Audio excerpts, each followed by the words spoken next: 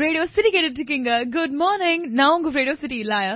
Star எக்ஸ்பிரஸ்ல நம்ம ஒவ்வொரு நாள் ஒவ்வொரு ஸ்டார் கிட்ட பேசுவோம். சோ 365 டேஸ் 365 ஸ்டார்ஸ் அப்படின்ற விதத்துல அவங்களோட ஜர்னி, அவங்களோட கரியர், அவங்க பர்சனல் லைஃப் இத பத்தி நிறையவே நம்ம பேசுவோம். சோ அந்த விதத்துல இன்னைக்கு நம்மளோட யார் இருக்காங்க அப்படின்னு பாத்தீங்கன்னா, இவரோட கரியர் 2010ல இருந்து ஆரம்பிச்சது.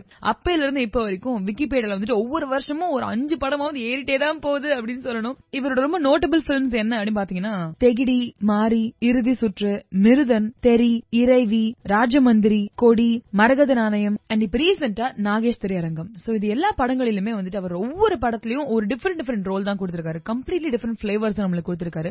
ஒரு ப்ராப்பர் கேரக்டர் ஆர்டிஸ்ட் அப்படின்னு நம்ம சொல்லணும். அவருக்கு ஒரு தனி பிளேஸ் பிடிச்சிட்டு இருக்காரு நம்ம தமிழ் சினிமால. இன்னைக்கு நம்மளோட ஸ்டார் எக்ஸ்பிரஸ்ல மிஸ்டர் காளி வெங்கட் தான் இருக்காரு. அண்ட் அவரோட நிறைய விஷயங்களை நம்ம இன்னைக்கு பேச போறோம். இப்போ ஒவ்வொரு ஆக்டரும் அவங்களுக்கும் ஒரு இடத்தை பிடிச்சுக்கணும்.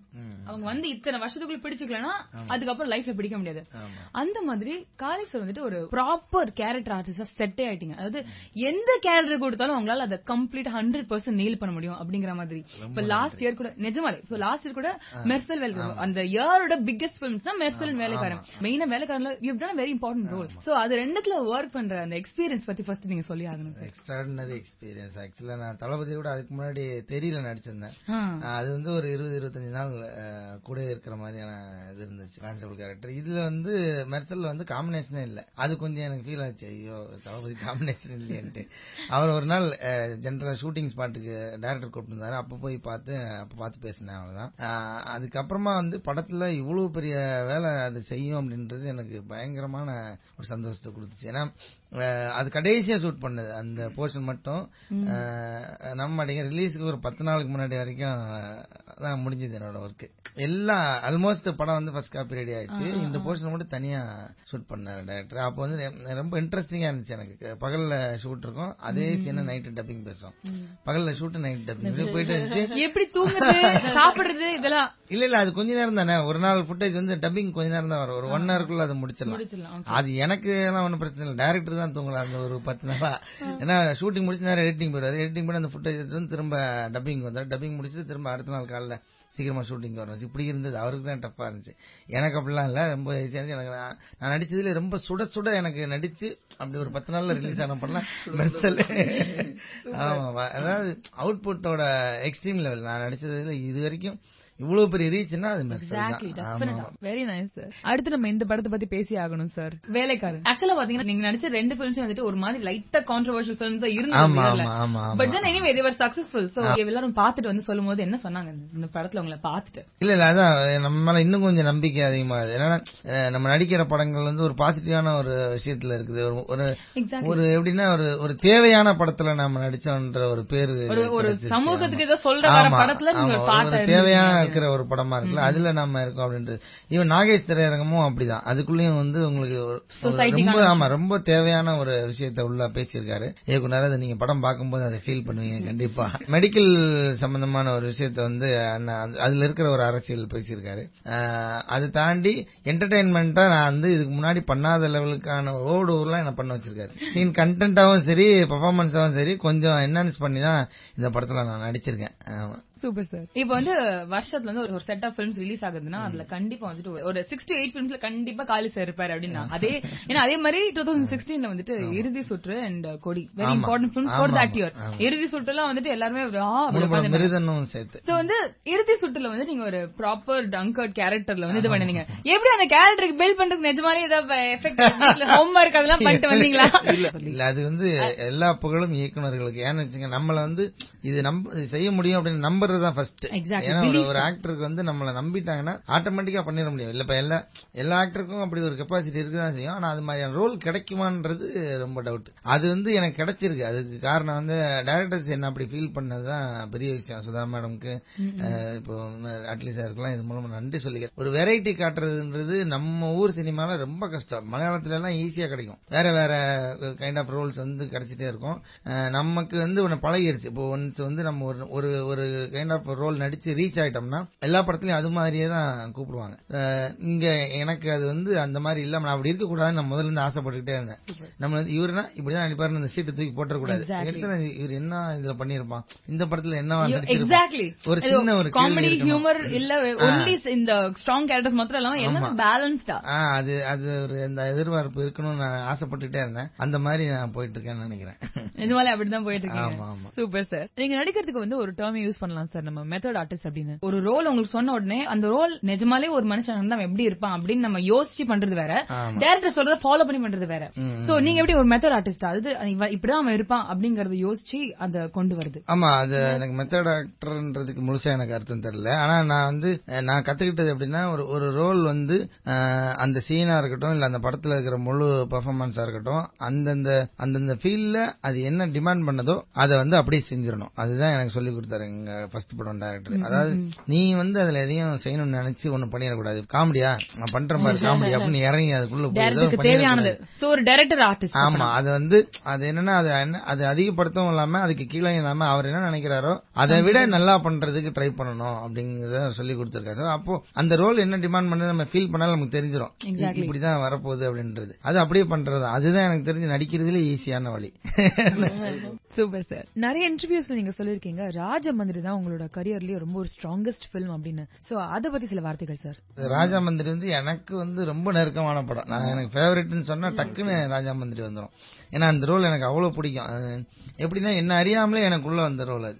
ஏன்னா கொஞ்சம் என்னோட ரியல் லைஃப் கேரக்டர்ல உள்ள பேஸ்ல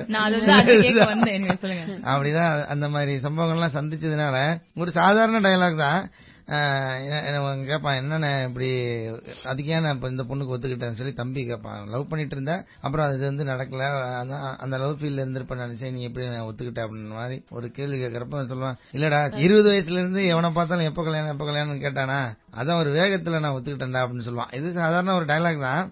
இது வந்து அந்த 30களை தாண்டி கல்யாணம் பண்ணாம இருந்தவங்களுக்கு இருக்கிறவங்களுக்கு அந்த ஒரு அந்த என்ன ஃபீல்னு தெரியும். ஏன்னா ஒவ்வொரு நாளும் ஃபேஸ் பண்றது இருக்குல்ல, நமக்கு அதுதான் 9 டைப் ஆஃப் டேக் போச்சு. வேற ஒரு ஆக்சஸ்ல எடுக்கிறதுக்கு க்ளோஸ் எல்லாம் போச்சு. அது என்ன வேற பேசிட்டு இருந்துட்டு அந்த டைம்ல அழணும் அப்படி வந்துச்சு. எல்லா டேக்லயும் ஒரே மாதிரி வந்தானே அங்க இருந்து அந்த ட்ராலி தள்ளுற அண்ணா முதற்கொண்டு வந்து பயங்கரமா ஆச்சரியப்பட்டாங்க. எப்படி சார் அதே நேரத்துல கரெக்டா அதே மாதிரி பண்றீங்க, முதல் ஷாட்ல எப்படி பண்ணீங்க அதே மாதிரி பண்றீங்க, ஒருத்தருக்கு கொஞ்ச நேரத்துக்கு ஆனதுக்கு அப்புறம் அது டைலூட் ஆயிரும், அப்படியே நீங்க பண்றீங்கன்னா இல்லன்னா அதுக்கு பின்னாடி ஒரு கதை இருக்கு உங்களுக்கு தெரியாது. நிஜமா அது நம்ம ஃபீல் பண்ணும்போது அப்படி வந்துடும். சோ அந்த படத்துல சீன் பை சீன் இல்ல ஷார்ட் பை ஷார்ட் வந்து எனக்கு வந்து ரொம்ப பிடிச்ச படம். அதுல மியூசிக் ஆட்டம் எல்லாமே ரொம்ப பிடிச்ச படம் எனக்கு. நான் சொல்லணும்னா எனக்கு கெரியர்ல முக்கியமான படங்கள்னா அந்த படம் வந்து முதன்மையா வந்து. Super sir. இண்டஸ்ட்ரி வந்து இப்போ நாங்க இன்டர்வியூ இருக்கும்போது ஒரு நீங்க அந்த ஃபிலிமோட பாட்டா இருக்கீங்க போது ரொம்ப நல்லவருங்கிறது எல்லாருமே ஸ்ட்ரெஸ் பண்றாங்க. நல்லவர்னால நம்ம வெறும் அவங்க வெளில இருந்து பார்த்து சொல்றது மாத்திரம் இல்ல, இப்ப நீங்க வந்து ரொம்ப ஒரு கஷ்டப்பட்டு மேல வந்தவங்க எல்லாருமே இப்படிதான் இருப்பாங்க. சும்மா எல்லாம் ஈஸியா இப்ப வந்து இல்ல நான் வேற எனக்கு அப்படிதான் வருது எனக்கு இருக்கிறது. ஏன்னா இப்போ எல்லாருமே வந்து அந்த நிறைய கஷ்டங்கள் நிறைய ஸ்டெப்ஸ் நிறைய ஹர்டில்ஸ் தாண்டி வரும்போது அவங்களுக்கு இடம் ரொம்ப ஸ்ட்ராங்கா இருக்கும். 10 பேர் அவங்க வந்து மேல தள்ளி விடுறாங்கன்னா அதுல கண்டிப்பா ஒரு 3 பேர் கீழே எடுக்கிறவங்களா இருப்பாங்க. சோ அந்த மாதிரி இருக்கும்போது வாட் கெப்ட் யூ கோயிங் கண்டினியூஸா அவங்க கோலை நோக்கி? இல்ல நிறைய ஸ்டெப்ஸ் நீங்க சொன்னதுக்கு அப்புறம் தான் இப்ப திருப்பி ரீகால் பண்ணி பாக்குறேன். ஏன்னா ஒரு நாளைக்கு குறைஞ்சது ஒரு 70-80 மாடிக்கு மேல ஏறுவேன். தண்ணி கேன் போடுறப்ப 120 கேன் போடுறோம் ஒரு நாளைக்கு. அதுல ground floor, second floor, third floor எல்லாம் இருக்கும். எல்லாத்தையும் ஆவரேஜா பாத்தீங்கன்னா ஒரு 70-80 மாடிக்கு மேல ஒரு நாளைக்கு சொல்றேன். இல்ல அப்படின்னு எனக்கு தெரியல. நானும் கொஞ்சம் அப்படி பில்டப்பா அப்படி இருக்கலாம்னா ட்ரை பண்ணிருக்கேன் சின்ன சின்ன விஷயங்கள்ல. அது எனக்கே ஆக்வர்டா இருக்குது. இல்லையே இது நமக்கு வந்து செட்டே ஆகலையா, ஏன்னா எனக்கே அது பிடிக்கல அப்படி இருக்குது. இப்போ உதாரணத்துக்கு சொல்லணும்னா இந்த டீ கடை ரெகுலரா போற டீ கடைக்கு வந்து சரி எங்கெல்லாம் போய் நிக்கலாமா நம்ம அப்படின்ட்டு கொஞ்ச நாள் போகாம இருந்தேன். ஒரு மாசம் 1.5 மாசம் என்னமோ இது பறி கொடுத்த மாதிரி ஆகி போச்சு.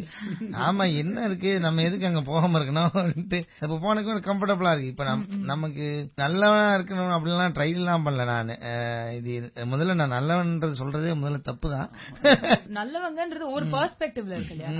அது தெரியல. ஆனா நான் எனக்கு தெரிஞ்சு அப்படி இல்ல. நானு ஓகே அப்படி நினைச்சுக்கிட்டீங்கன்னா சந்தோஷம். நீங்க கேட்ட கேள்விக்கு நான் பதில் சொல்லிடுறேன். அது மாதிரி ஒரு 10 பேர் நம்மள தூக்கிட்டாங்கன்னா 2-3 பேர் நம்ம கீழே இருக்காங்க. எனக்கு என்னமா தெரியல, அந்த 2-3 பேர் என் கண்ணுக்கே தெரிஞ்சதே கிடையாது இது வரைக்கும்.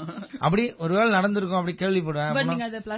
ஆமா, எனக்கு அது பிளஸ் எடுத்துக்கிறேன்னு இல்ல, அது ஏன் பண்றாங்கன்னு எனக்கு தெரியலன்றது விட்டுறது. அப்புறம் வந்து அவங்களே ஒரு பாயிண்ட்டுக்கு மேல புரிஞ்சுக்குவாங்க, அவ்வளவுதான். அது போய் நம்ம பெருசா, ஏன்னா அதை நம்ம அவங்கள அதை கரெக்ட் பண்ணணும்னு நம்ம நினைச்சோன்னா நமக்கு அது வேஸ்ட் ஆஃப் டைம். இங்க இருக்கிற ஒரு 10 பேர் விட்டு ஏன் அந்த 2 பேரும் போய் யோசிச்சுக்கிட்டு. Super sir. நீங்க ஒரு கேரக்டர் ஆர்டிஸ்ட் அப்படிங்கிற போது பொதுவா நார்மல் இவங்க தான் இப்படி அப்படின்னு ஓகே, பட் கேரக்டர் ஆர்டிஸ்ட்ங்கிற போது உங்களுக்கு கண்டிப்பா ஒரு இன்ஸ்பிரேஷன் இருந்து நீங்க இந்த மாதிரி டெவலப் பண்ணிருக்கணும்ல. இன்ஸ்பிரேஷன் இருந்திருக்காங்களா? இருக்கு. ஆக்சுவலா எனக்கு அப்படி சொல்றத வச்சு நீங்க ரொம்ப பழைய ஆளுன்னு நினைச்சிட கூடாது.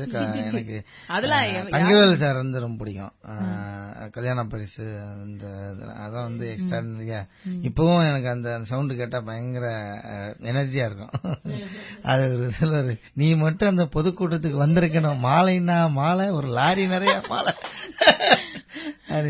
அவரு ரொம்ப பிடிக்கும். அவரு பெரிய இன்ஸ்பிரேஷன் எனக்கு. அப்புறம் நம்ம கொச்சின் அனிபா சார், அவரோட அவரு எல்லா ரோலும் பண்ணுவாரு.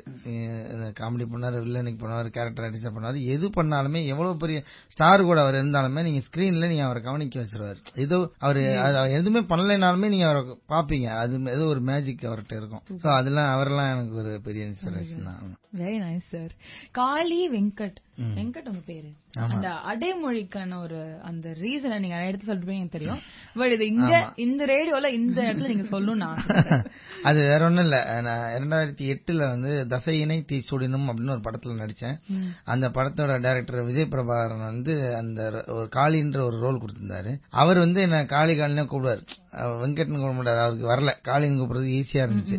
அப்படியே கூப்பிட்டு அந்த செட்ல இருந்து அப்படியே ஸ்ப்ரெட் ஆகி அதுல இருந்து அந்த ஃப்ரெண்ட்ஸ் சர்க்கிள்ல இருந்து தான் கொஞ்சம் டெவலப் ஆச்சு கான்டாக்ட் எனக்கு. அதுல இருந்து எல்லாருமே இன்ட்ரோடியூஸ் ஆகும்போதே காளின்னு சொல்லி இன்ட்ரோடியூஸ் பண்ணேன். நான் விஜய் சேதுபதி அவர்கிட்ட எல்லாம் வந்து இன்ட்ரோடியூஸ் ஆகும்போதே வந்து வெங்கட் நான் சொன்னேன், தினேஷ் வந்து காளின்னு சொன்ன, ஒரே நேரத்துல வெங்கட் 2 பேரும் சொல்லினாரு. இல்ல என் பேர் வெங்கட் தான், நான் காளி இந்த படத்துல அந்த ரோல் பேரு அப்படின்னு.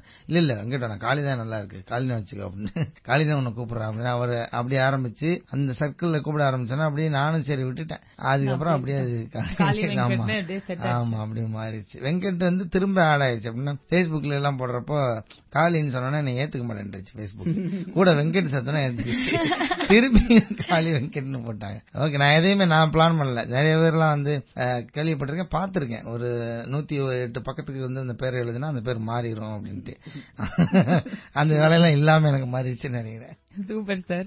இன்னைக்கு வந்து எங்களுக்கு இன்டர்வியூ கொடுத்ததுக்கு ரொம்ப சுவாரஸ்யமா நிறைய விஷயங்கள் சொல்லி ரொம்ப ஹியூமர்ஸா நிறைய விஷயங்கள் சொன்னதுக்கு ரொம்ப ரொம்ப தேங்க்ஸ்.